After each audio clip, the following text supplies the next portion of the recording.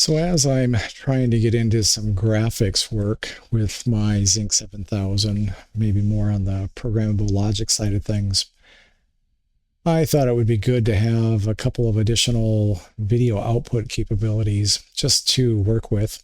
And in previous videos, you've seen that I've been using this HDMI connector right here. It's on the bottom side of the board, but that's really the onboard primary HDMI output that I've been using.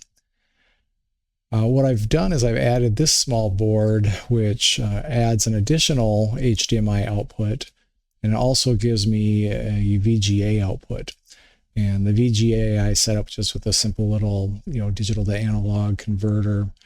16-bit is how I've set it up. So it's an RGB 565, so 5 red, 6 green, 5 blue. And on this little board is basically a specific clock for the VGA timing, or an oscillator to give me that 25 point, whatever it is, 175 megahertz, I think. But I'm bringing that into the Zynq, and then from the Zynq, I'm generating all the VGA signals going out to this. And right now, what I'm doing is just some real quick testing to make sure that this circuit here works, because, it's a pretty long run from this Zynq here through this connector all the way up to this IC out, or passing by and partially through this IC up to the HDMI. So that's, I don't know, maybe a fairly long run. Maybe it's not such a big deal.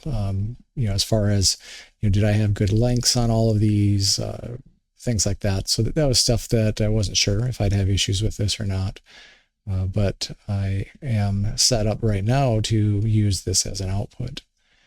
And my goal is to continue to use this output here for my Petalinux output. So the primary console and any utility work I do will be out of this specific HDMI. But then I thought from Petalinux, can I interact with the programmable logic and maybe generate, output for these HDMI and VGA. So VGA is pretty simple. That I have no problems with. HDMI, I have a bunch to learn. I'm curious, can I actually do true HDMI output, maybe with audio as an example. Long road for me probably to get to that point, but something I'm going to start working towards. But what I wanted to do real quick with this board was just validate that I could get HDMI output. And so what you're going to see over here is this is capturing the output of this HDMI output right here. And this is capturing the output of the VGA that's running. And then I just have this little thing down here monitoring my temperature. Really not a big deal there. So on this, to make this work, I guess the quick things that I did, again, I built this card, really simple card, but it's just basically grabbing a bunch of I/O off of the Zynq. And then some of them I had in my design, this planned as an HDMI input, but right now I'm using it as an HDMI output. And the VGA is, chewing up quite a few of these IOs, 16, 17, 18 lines, I suppose. So 16 for the color plus horizontal sync and V-sync are the signals that I'm sending out over here. Now, if I take a look at what did I have to do to get just this much running, I could do a couple of things. One, I could pull up just what that board looks like. So this is the board, and better view than what you're seeing on my webcam. But, again, the idea is put this oscillator down here. So this is this 25.175 megahertz oscillator. Pull that into the Zynq, and then have the Zynq generate really all the rest of these signals. And this is, what this ladder looks like. And I can go over here, and this is what schematic looks like. And I just put placeholder, res 1, res 2, res 3, because typically these ladders use 3 resistor values. And that's what I've come in here and done. Basically, let's see if I remember right. I did like a 110 over here. All the resistor 2s were 300 and the resistor 1s were 150, if I remember right off the top of my head. And I have a blog post if you're curious on this ladder setup, but I have that detailed elsewhere.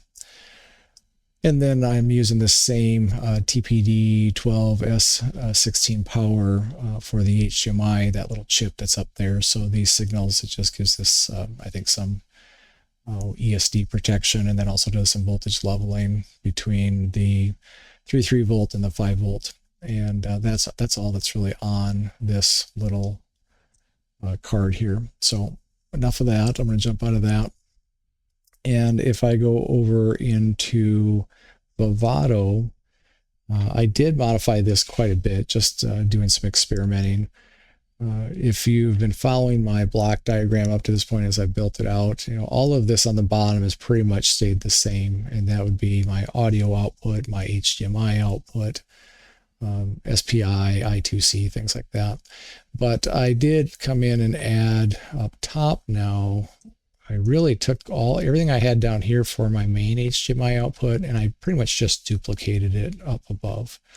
And so it's going to be the same things. I've got a video direct memory access here, DMA.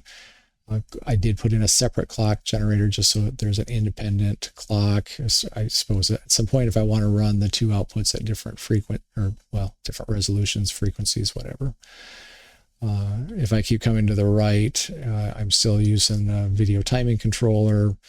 This for I2C over here, this AXI IIC. I'm doing this AXI4 stream to video out, and then using this little Digilent RGB to DVI encoder. And that's what my second HDMI output is using, just basically mimicking the first one. And I also had to then set up, I suppose I could pull up my constraints file. So in my constraints file, this is what I'm using for the primary. And then you can see down here, I came down and I set up the secondary.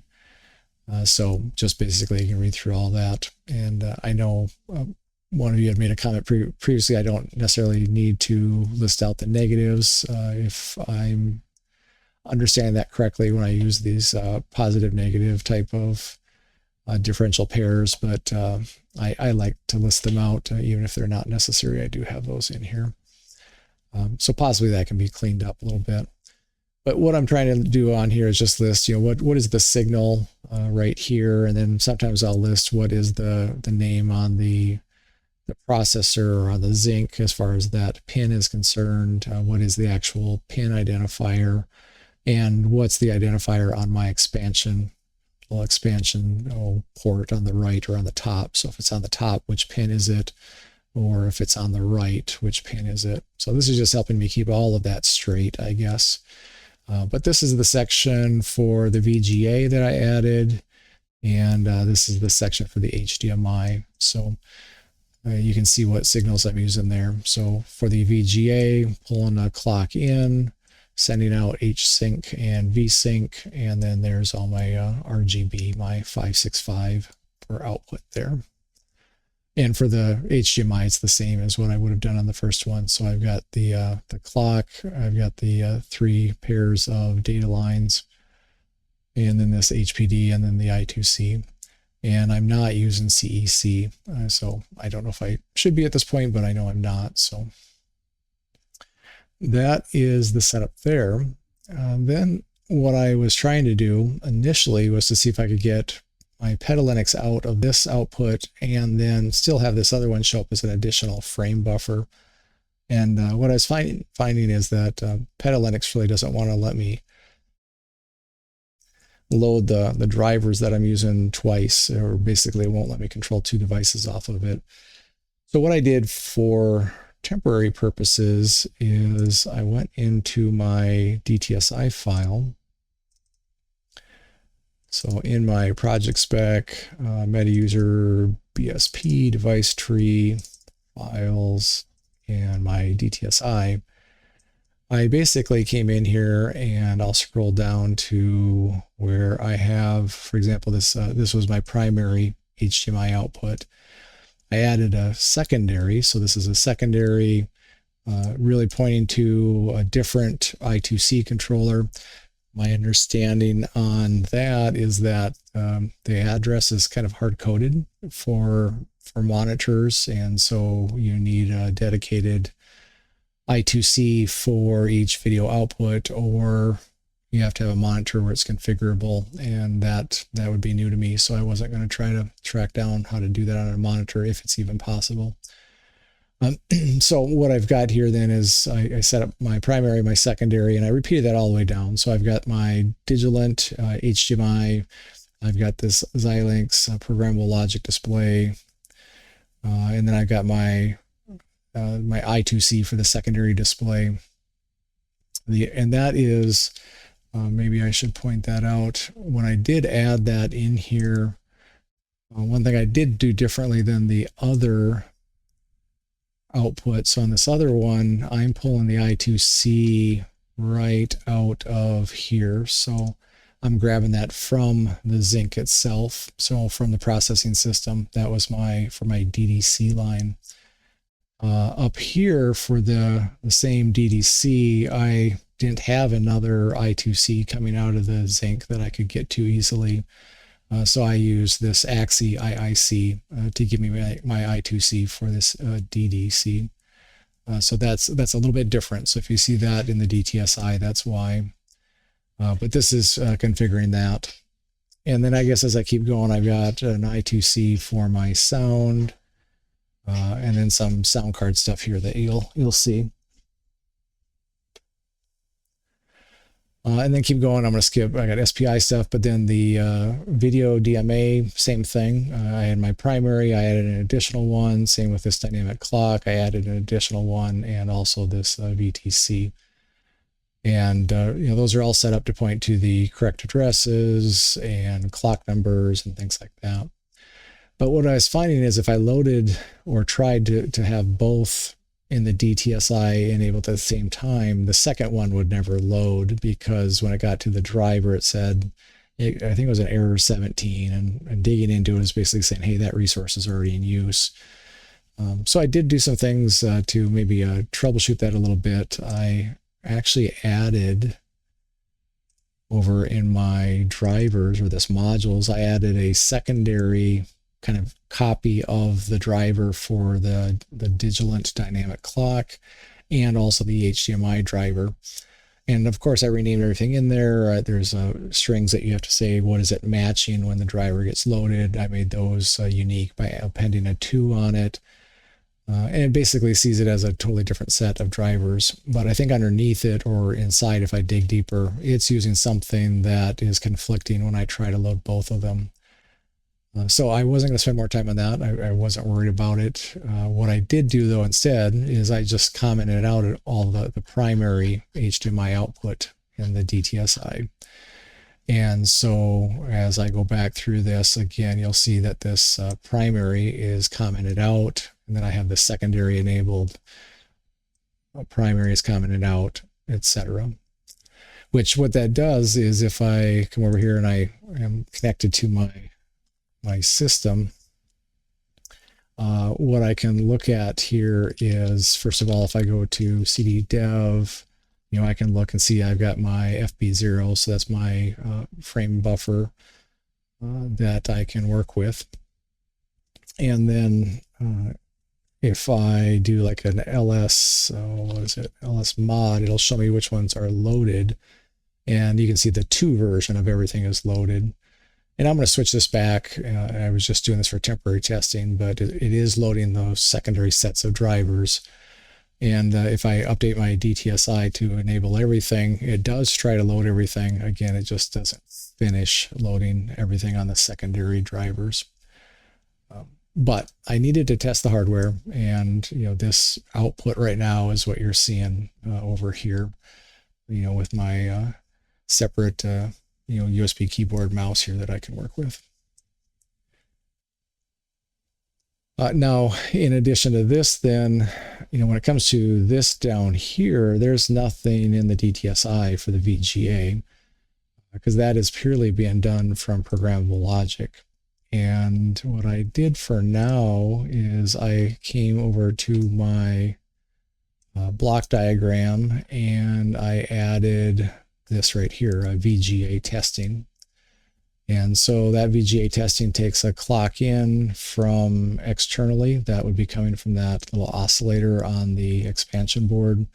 and then it's generating my 16 signals for red, green, blue, my H-sync and V-sync, so horizontal and vertical sync, and then just using a clock off of the Zynq to 100 megahertz clock just to drive the functionality in that. And what I did for that, it's the same code I had used on an older video of mine where I was using an ICE 40 and doing VGA output, and I was reading through a book that had some sample, and this is very similar to that that output. So I've got this, I guess, few things here. There's the top, and so this is the Verilog for the top portion of that. And then if I get into this, there's generating the pulses and all of this other functionality, I guess, to ultimately get that VGA, horizontal, vertical, and generate test patterns. So right now it's just generating a test pattern and rotating through the test pattern. So a set of patterns and doing the rotation through. But that really isn't much different than something I had done in an older video. But then I just simply came into my block diagram, added that as a module here, hooked it up because I like to kind of see that graphically. And that means as soon as I turn the system on, before Petalinux is even loaded, this of course is running and doing its thing.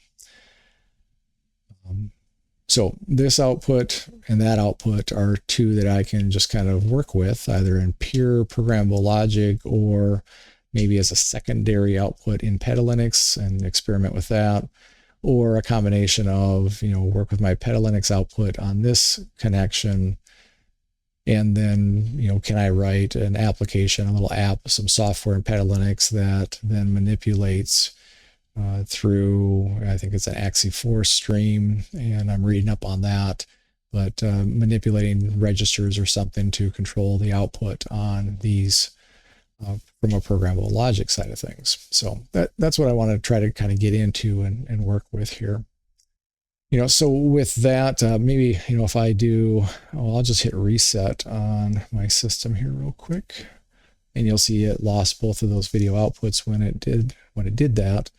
And, as soon as it loads that programmable logic, you see it starting through, doing its thing down there again. I could look at this as it's booting up. And then I can see here, I'm seeing my VGA, well, not VGA, my HDMI output on the HDMI here. And that's what's being captured right here.